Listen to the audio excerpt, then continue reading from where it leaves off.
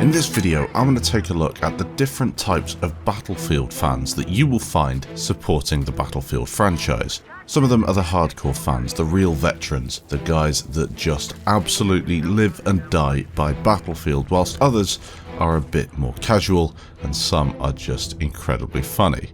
Let me know if you fit into any of the categories down below, and if I've missed any out, let me know in the comments, as we usually do with these types of videos. Starting out at number 1, we have the veteran.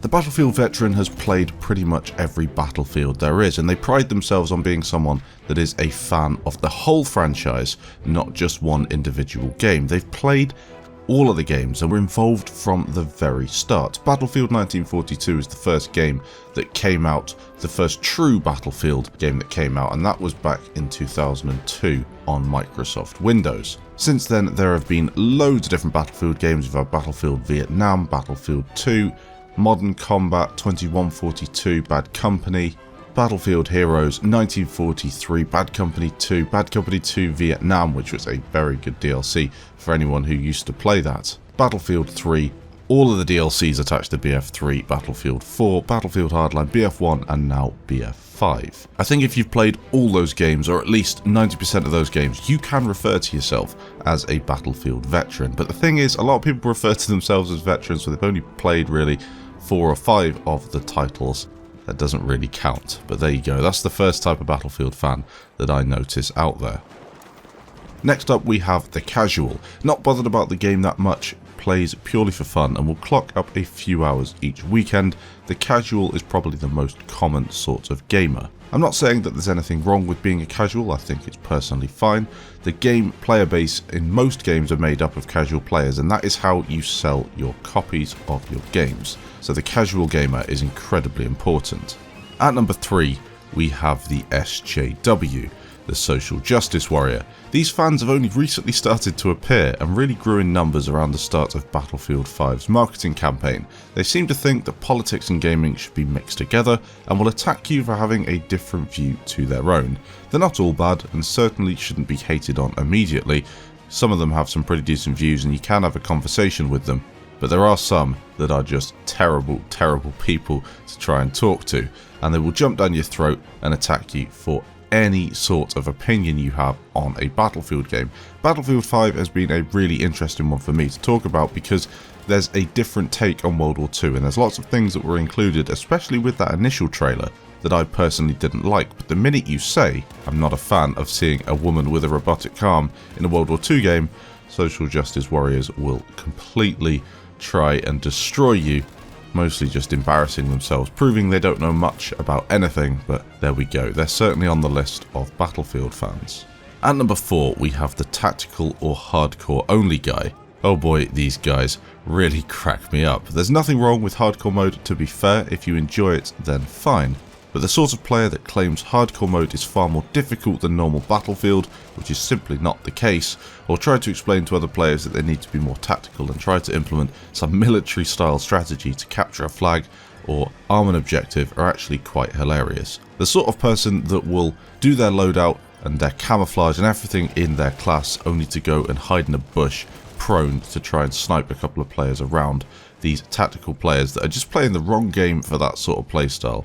Turning Battlefield, especially BF4, it happened a lot, into a milsim just doesn't make any sense. Maybe if you were playing the older Battlefield games, that would be quite a useful approach, but in the modern ones, there's really no place for it. My favourite is this guy. He's a bit of a meme in the Battlefield universe. Check out some of his strats. I think they're pretty funny. On the battlefield, it's not uncommon to find that your position is being overrun. So it's critically important to have a fallback position established. A position that you can retreat to and establish a new defensive line. In position. Stand by. Watching northwest. I'm going to pay attention to a point of withdrawal when we need to get out of here. Copy. So is it going to be medical building? Medic building, thank you for the reminder. Medic building is our point of retreat. And I call retreat. Head to medic building. Copy. Okay, retreat. He armed. Retreat. At number 5, we have the stats guy. Marble Duck is the main one here if you've heard of this dude. Stats are at the centre of his universe, or so it seems. and every decision has to be quantified precisely.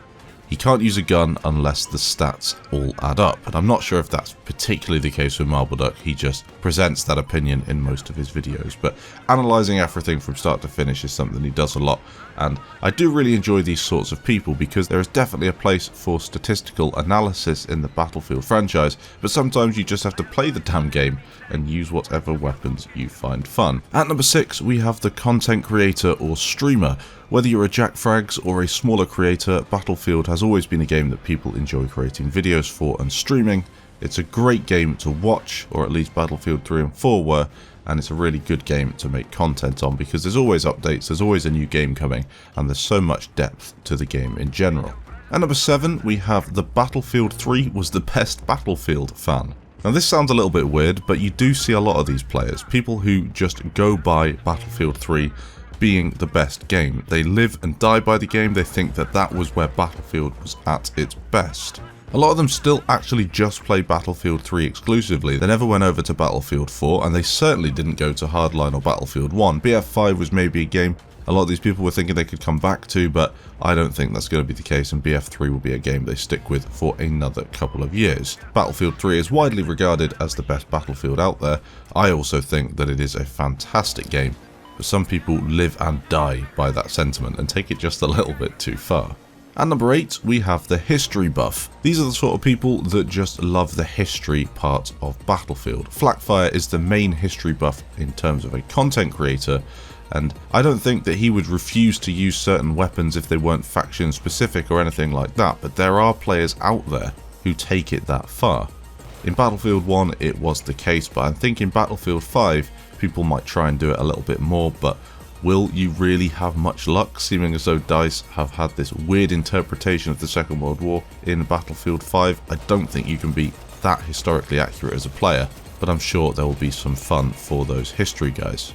Finally, at number 9 we have the Battlefield Hardline fans. I can only think of a few people that actually considered Battlefield Hardline to be a good Battlefield game. Yes, it had a few things that worked really well, namely the take ammo and health from players, from friendly players. I really hope that returns in Battlefield 5. And I only really got 50 hours or so out of Battlefield Hardline before I felt that I'd done everything there was to do. But in the grand scheme of things, it was quite a downgrade from the usual brilliance we receive from a proper BF game. Danny on PC loves it, so really that tells you everything you need to know. Thanks for watching this video looking at the different types of Battlefield fans. If you did enjoy, leave a like down below. I'm interested to know if you fit into any of these categories. Are you a Battlefield 3 only guy? Are you into tactical or hardcore gameplay?